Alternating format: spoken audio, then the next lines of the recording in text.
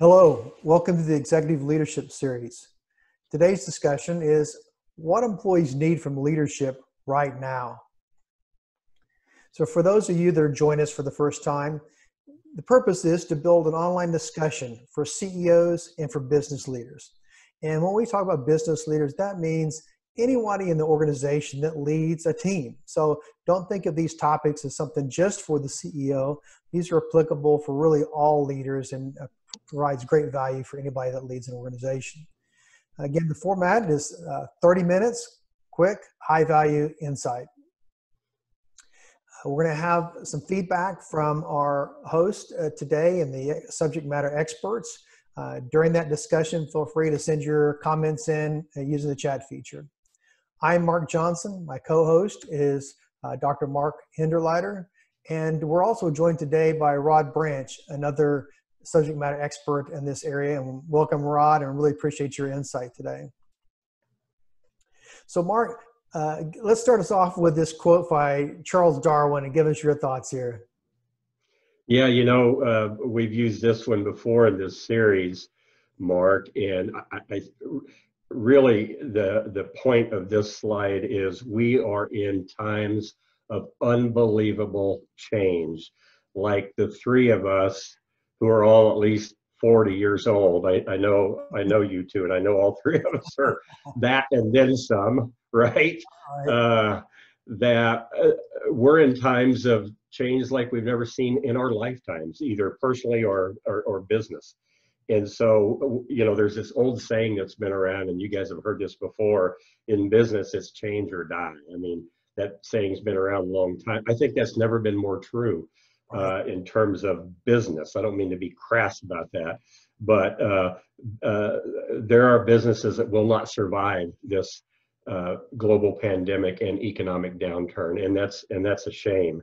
And the businesses that do are one of the things that will help them do that is adaptability and their responsiveness to change. I mean, we've got this black swan event with this COVID-19 thing. And for those of us that live in Texas, like Mark, you do, and I do, and Rod does, where we're kind of in the energy sector, right? Is a big deal in Texas. Well, that's taken. That's almost a black swan event in the energy sector with the prices of oil. So companies are really have to step up their game in terms of adaptability, and that's kind of the point of that slide. Great. Well, let's talk about what employees need from leadership right now. And this is definitely a different time for leadership. So here's 4 key points that, Mark, you pulled from a recent Gallup research poll. So let's just jump into each one of these 4 and talk about those, if that sounds good. Yeah, we talk about leadership a lot. Mark, you and I do, and Rod and I talk about leadership a lot. And that's because even though, Mark, you're a technology guy, you and I have talked about this a lot, that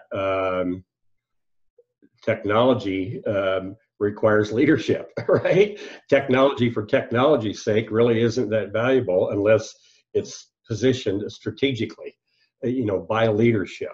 So I just believe that leadership is what will get us through any crisis.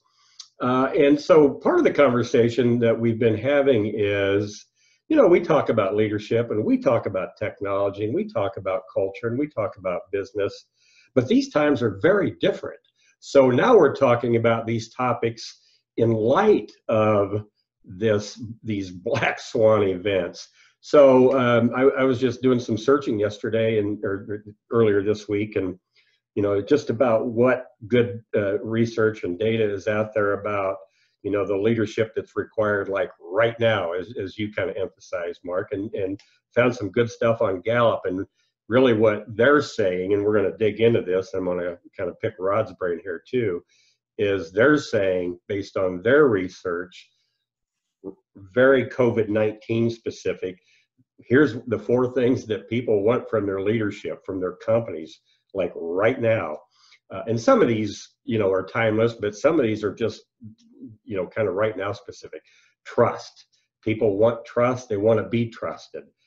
They want compassion. These are very difficult and challenging times. Stability. I don't know that I've seen less stability in the world in my lifetime. And they want hope that we're going to get through this thing, that our company's going to survive, that my job's going to be there. So I thought these things were spot on.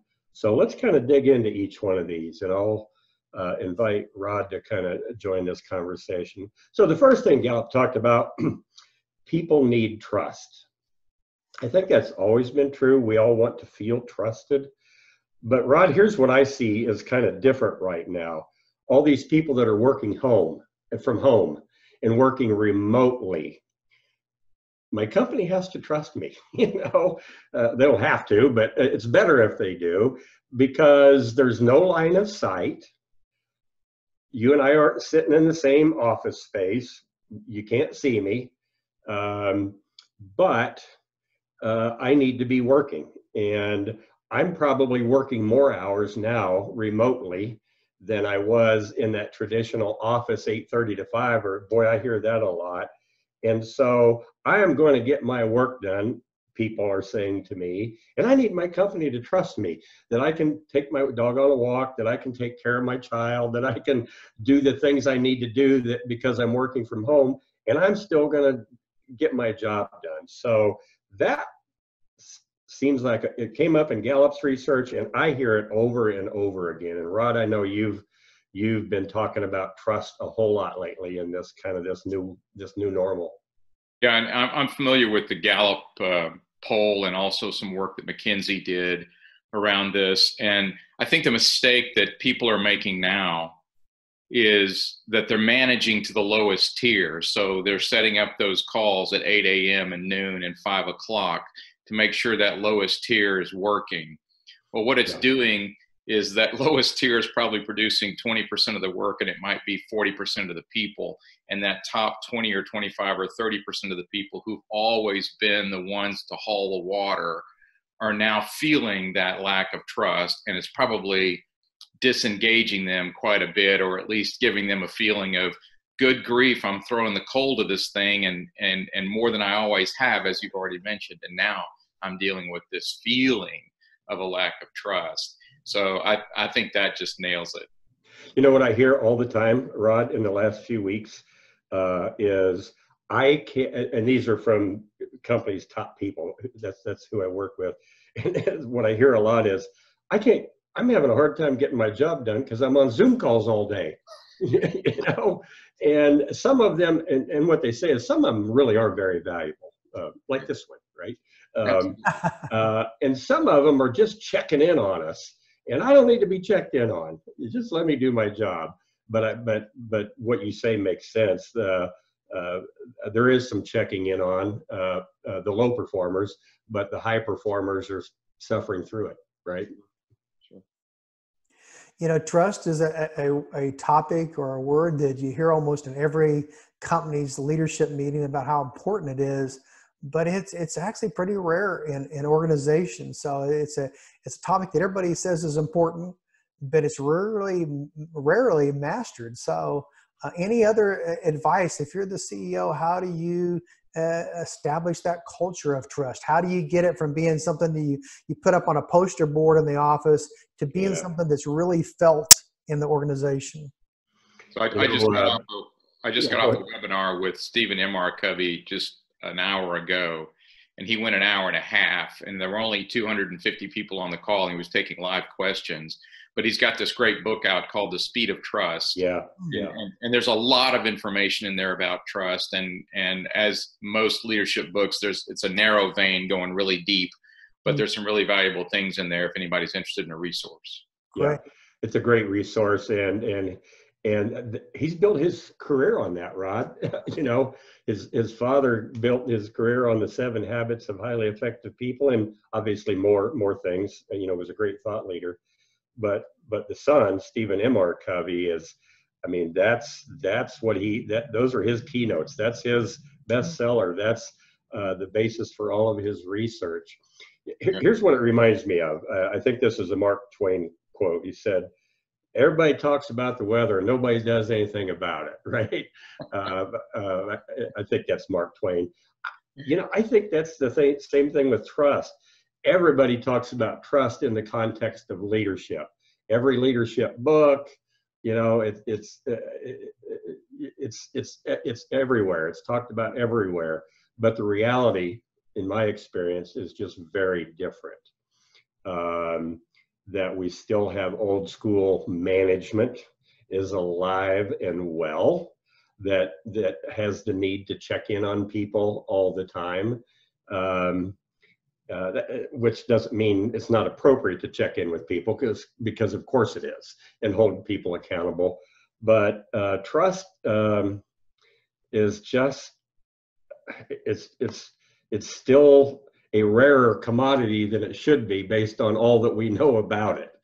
But that's what people are asking for from that Gallup research. And we know it based on our experiences, the three of us, that when I feel trusted, when you feel trusted, we're going to more likely be trustworthy, right? And the organization will get the benefit of treating me that way and treating you that way. Yeah. If you have the compassion, I'm sorry, Mark, go ahead. No, I think that's spot on. I think Mark's exactly right. In organizations I've worked in that had high trust throughout the organization, it's a two-way street, as Mark was just referring to. It's, you act in a trustworthy manner. It's about walking the talk. So you can't just put up the signs and talk about trust. You have to walk that walk. So, and you have to, it's a two-way street. The employee has to act that way. The manager has to act that way. And that builds that culture of trust. I think you're spot on, Mark. Yeah, you talked about how do we build that, and Rod said Covey's got, some great tips in his book. But just from our own experiences, I think we would all be on the same page for senior leaders. You just got to do a couple things really well. One is walk the talk, right? If you got a set of core values, behave in accordance with them, because here's the thing, people are watching, right? I always say this in my workshops. I got good news and I got bad news about leadership. Here's the bad news. Bad news is, as a leader, people are watching you. Here's the good news. People are watching you. And what I end up saying about that, it really is good news that people are watching us if we walk the talk. Yeah. If we live the core values. That doesn't mean we're perfect. It just means we're consistent. And we give it our best shot in terms of walking the talk and leading by example. And if you're on a senior leadership team, the first step in it cascading through the organization is the leadership team holds each other accountable.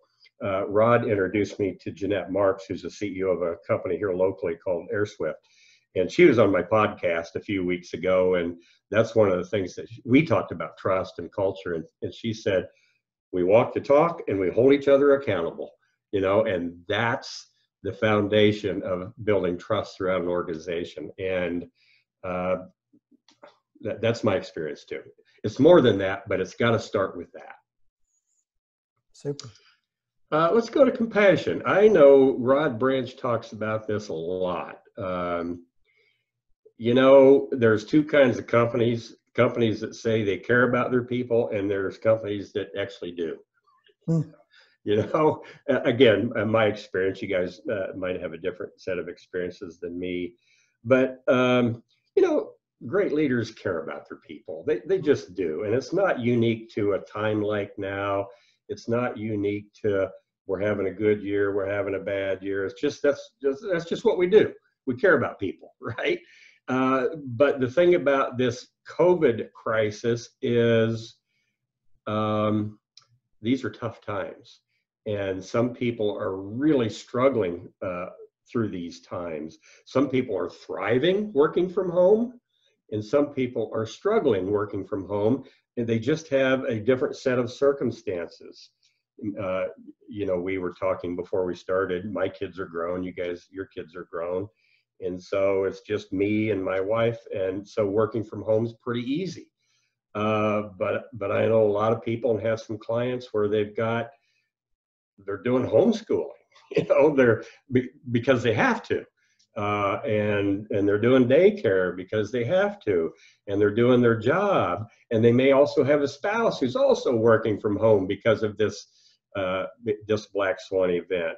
And so we've all been on Zoom calls where crazy things happen. People walk behind the person on the call, wearing not much, and dogs start barking, and kids jump on their parents' lap, and so it might be easy to be annoyed by all that. But this is the time to kind of even have more compassion, maybe, because people are by and large doing their best. So, Rod, what are you seeing and hearing? I know you talk about compassion and leadership a lot. What do you see as even more important right now? So I taught a class yesterday for SHRM, for HR Houston's symposium. And when I got finished, I was walking away thinking about my hour-long presentation. And if I thought, what was which one of the 20 virtues that I talked about would I say is the weightiest right now? And it was the one that says, inside every person you know is a person you don't know, and that person is still valuable. Mm. And at work, we have this Santa sack full of stuff that we carry around on our back all day that people don't see inside that sack. And we have to do our jobs in spite of that sack. And then I think on these calls, as you appropriately noted, Mark, is that people are seeing inside that sack a little bit. Yeah. And are getting a little bit more of a picture of the humanity of the people behind the work that's getting done at the office. And I think a little bit of compassion or empathy, or whatever word you want to substitute that we're talking about right now, will allow you to ask more of your people. If you've built a relationship through compassion and through trust and through being vulnerable yourself and being interested in people and their personal struggles, then you can ask them to do more. They will work harder for you if they really feel like they're cared for. Yeah, yeah. Absolutely true. You talked about maybe substitute words. One of the ways that I'm seeing compassion show up is just flexibility from leadership, where top leaders are just being more flexible about working arrangements and how work gets done. So when I see that kind of flexibility, to me, that's kind of an outgrowth of just being compassionate with people and being flexible to meet their needs as well as kind of the business needs. So this is a big deal. Absolutely. Stability, boy, that's something everybody's looking for right now. And how do you give that sense of stability in a time that there's probably a lot of instability? So, yeah, gentlemen, what do you think? So the question you're asking, Mark, is how do we give stability during times of instability? Right. Wow, that's a tough one. Well, all the more reason to take it seriously, because the times are very unstable. I was just watching my favorite movie a few days ago, Seabiscuit. I don't know if you all have seen that. Sure. But the setting was the Great Depression of the 1930s. And that's why Seabiscuit was such for a period of about a year, he was the biggest hero in America, kind of sitting on top of Franklin Roosevelt, a horse, right? But what it was a time, the Great Depression, where people needed a hero. They needed something to kind of root for. There was no stability. Is really kind of the point of the Great Depression. There was no stability for so many people, and I don't know that we've reached that, but there are a whole lot of people on unemployment who never saw this coming like the rest of us. So stability, I think we all kind of value that, but because it's absent right now, it's what makes it more important. So to your question, how do we create it? I think one of the things that we do is communicate, so that we're informing people of, what do we know, what are we doing about it, and what's our plan, and what are we asking you to do, kind of the workforce, so that you see that we're kind of in this boat together. So I think one of the things we do to create some stability is just communicate, and as much of that from the top as possible. So that top executive is really talking to the workforce. Where I see it done is in these virtual town halls is where I'm seeing it done really well. Talking about on a weekly basis or a bi-weekly basis, what's going on? What are we doing about it? And what are we asking you to do to kind of help the cause? So that's one of the things that I see done really well. Rod, what do you see in to kind of help create stability? Yeah, so I take a little bit different tack here, even though everything you said I totally agree with and is dead on. But the purpose of leadership is to remove the fear of the unknown, or if you can't remove it, at least you convert it into confidence in the unknown. And so I think if we accept that maybe we're not going to be in a stable environment going forward, that perhaps the message is more about let's all get comfortable with instability. Let's build a safety net, some flexibility, to being nimble, to being managing continuous change in a way that we take the discomfort out of this instability that we feel, and it becomes kind of more of our daily life. But the leaders have to get the people comfortable that, hey, we can handle this. You're smart people. I don't know all the answers, but with your help, we can all solve this together as a collective. And I really think that's our future going forward, is just figuring out how to be nimble and change quickly with this environment that's likely to be unstable for quite a while. I loved how you said that. I know a couple of weeks ago you talked about, and I loved this, that managing change is changing. I think I'm quoting you accurately. And so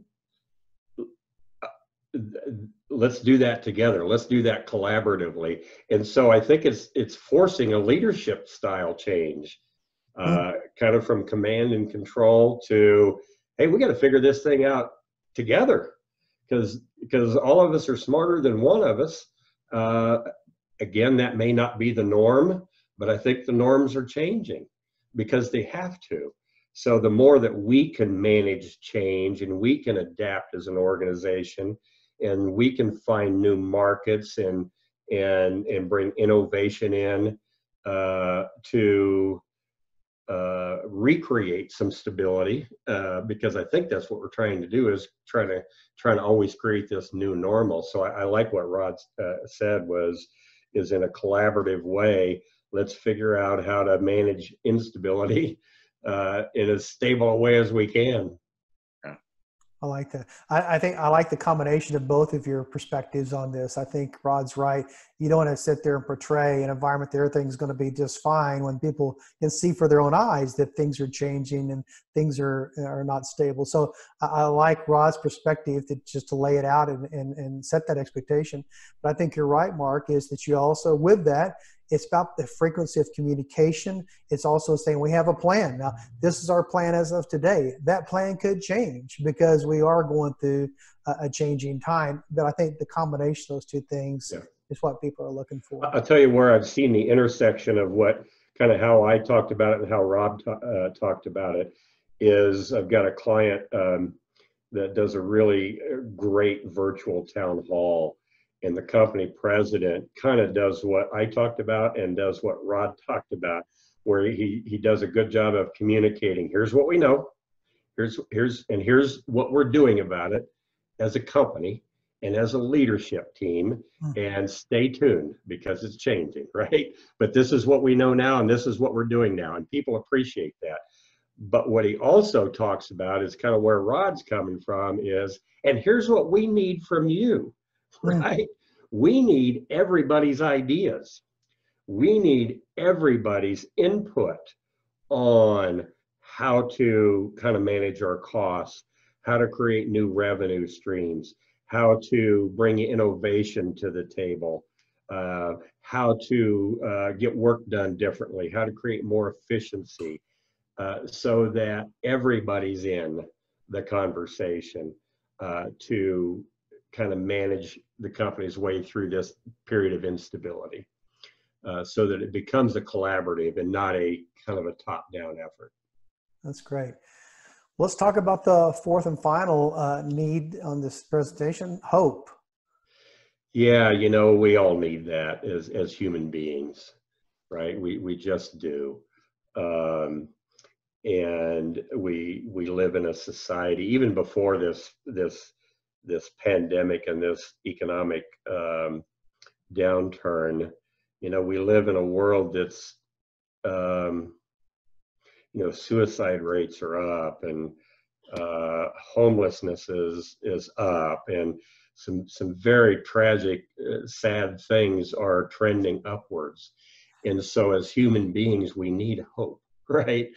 But we also need that in our work environment too, because the work environment is now radically impacted by this COVID crisis and economic downturn. So people want and need hope, not just in their personal lives, but hope that their company is going to survive this thing, hope that their job is going to be there, you know, tomorrow and next week and, you know, in the month after that.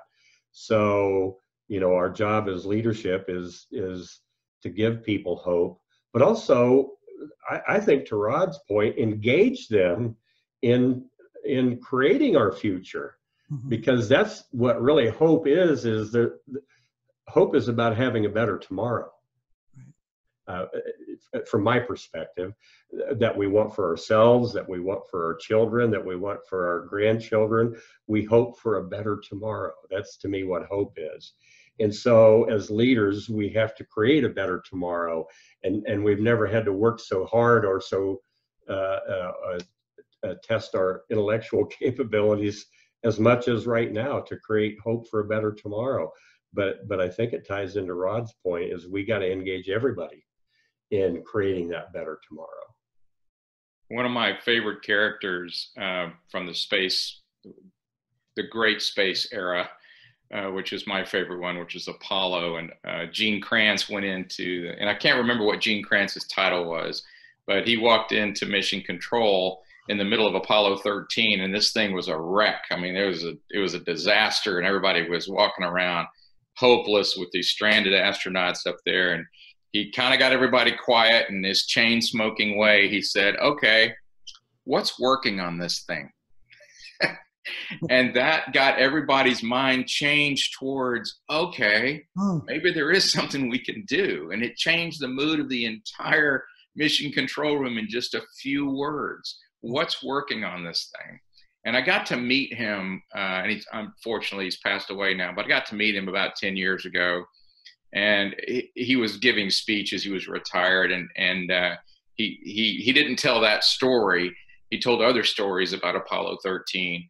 But I just found him to be a calming, you know, military type trained person. In the middle of a disaster, he finds the hope that was there and converts the panic to a positive. And a successful outcome when, as you said, Rod, I think he's the one that is quoted as saying, "Houston, we have a problem." Yes, that's it. Right? And at the end of it, it was, "Houston, we have a solution." Right? Because of the way he engaged that team. So we need hope. And Rod brings up an example of leadership provided that. I think he was most famous for saying failure is not an option. He did say that. That's right. And that was how they went about it. It is not an option. So to me, that was a great way of creating hope that failure is not an option. We are going to figure this thing out. And so they got after it, and they did. And I think that's a great lesson for us in business today, that, yeah, you know, depending on the business that you're in, it can look pretty dire. Some businesses are doing okay. Some businesses are looking pretty dire. And yet, if leadership can engage everybody and have this mentality that failure is not an option, I love kind of you bringing that up, and that there is hope for tomorrow, but we got to pull together. Yeah. Absolutely. Yeah. A real simple definition of hope is a belief that you can handle what lies ahead. So as a leader, a lot of what we talked about on the previous slide of communicating, helping them see the plan, that helps them believe that they'll be able to handle what lies ahead. So as a leader, you can help them build up their hope by doing those things we talked about previously, such as great communications and a plan. Yeah, as it is with a lot of kind of leadership practices and discussion, none of them stand alone, right? They are all kind of work in harmony with, so the more that, to your point, Mark, the more that we kind of demonstrate trust for people, the more that we can create some hope in the organization, right? And the more that we can create some stability during unstable times, the more that we create hope. So all of these are kind of like an ecosystem. They all have to work together. Right. Excellent. Yeah. So, one of the things, Mark or Rod and I are, I was going to say old HR guys, but we're experienced HR executives doing consulting and coaching and the fun side of that now. So one of, companies have been doing culture surveys and engagement surveys for a long time. Something that's fairly new in the last few years is called a pulse survey. And really a pulse survey is short and sweet and very topical. Pulse surveys can be, how did we do on the rollout of that software? Getting some feedback, Mark, to it, to your IT world. That's, we roll out software or programs, and we don't take the time to just check the pulse of the organization about how did we do, how do we communicate, what do we need to do to kind of make sure that we fully implement this software. Pulse surveys are great on as part of change initiatives. How are we doing, kind of with respect to that change initiative? And to Rod Branch's point that managing change is changing. Well, part of maybe how managing change is changing is doing more regular short, sweet pulse surveys, just to take the pulse of how we doing, how's it going. And so one of the recommendations for specific to this COVID crisis is think about a pulse survey that's short and sweet to find out from our workforce, how are we doing, as an organization? How are you doing? Can we do better, in terms of kind of working our way through this COVID crisis? So short, sweet, to the point, 5-point scale, so we don't overthink it. Strongly disagrees a 1, strongly disagrees a 5. Some people like 7-point scales. Not really debating that, but just keep it pretty straightforward. And now, maybe more important, to understand the mindset of our workforce. Now may be more important than ever to understand what people are thinking. It's always important, but now seems really, really critical to understand what people are thinking and what people are feeling. Right. And Mark, these pulse surveys can be done at different levels. There could be one done at the company level. A client company I work with, recently I had them, the IT organization sent out a pulse survey. There's only 3 or 4 questions, but it was simply, what tools worked well during this crisis, and which tools do you need to do a better job during such a remote work setting?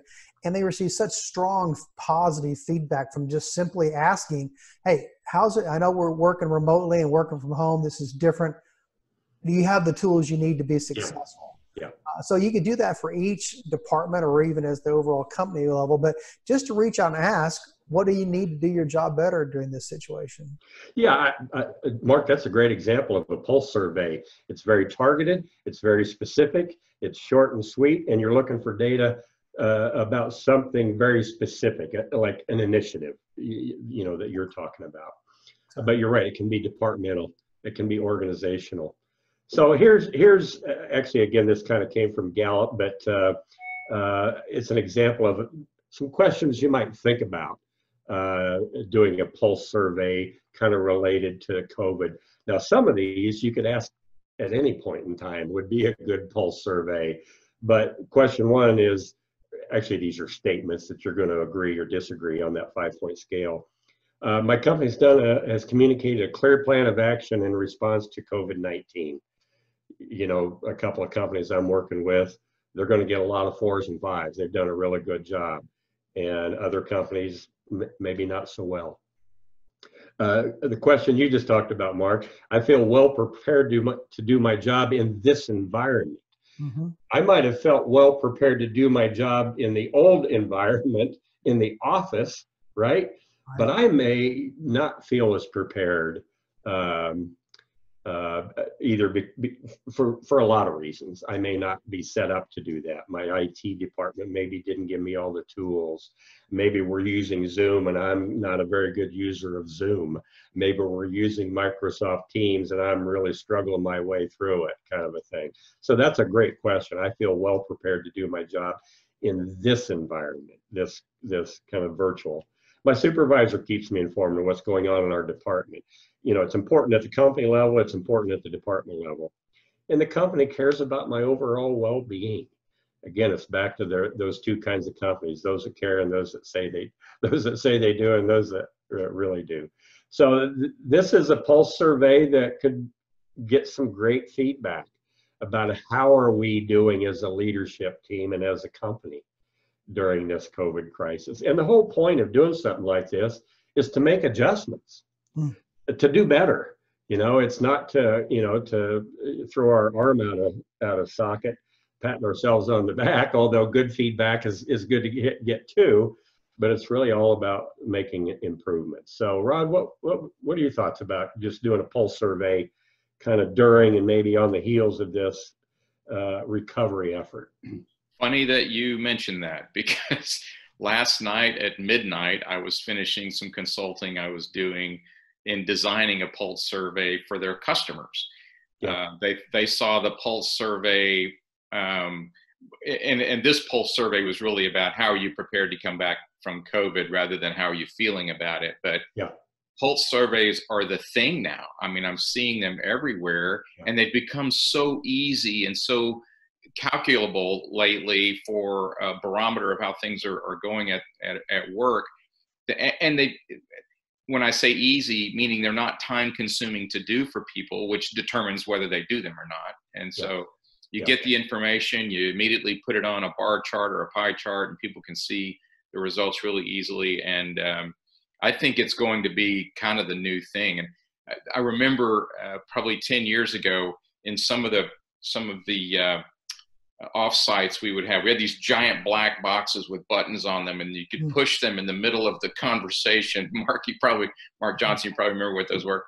Sure. And immediately you would get results projected on the screen about how people felt about either a survey question or how the mood was, or whether things were resonating.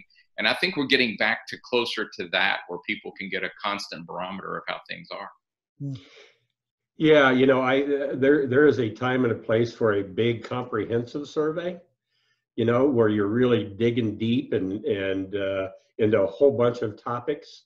But those are elephants that are not easy to digest, right? There's value in them, there's no doubt. But right. I'm with you, Rod Branch. I'm a fan of pulse surveys that are short, they're sweet, they're manageable, they're actionable. You can do something with it, right? And people don't mind taking a pulse survey. They don't like taking 75 question surveys. Universally don't like taking 75 question surveys, but a 3 or 4 or 5 question survey, we can all do that. And especially people appreciate it if we do a good job of giving feedback. Right. And in fact, I think that's really critical, that here's what we heard. Thank you for your input. Here's what we heard. Here's the good stuff that we heard. Appreciate that feedback. We'll keep doing that. Here's what you said we need to do better. And this is what we're going to do better at, kind of a thing. People appreciate that. Mm-hmm. And I think this kind of goes into, you know, that trust and that stability and that hope. And I think it just plays into those things that people are yearning for right now. Yeah. Excellent. Well, thank you, Mark. Thank you, Rod, for that great insight today. If anybody would like a copy of this presentation or like to do a deeper dive on this topic, Feel free to reach out to Dr. Hinderleiter or myself or to Rod. We'd be glad to work with you. Have a great day. Yeah. Thanks, guys. Thank you. All right.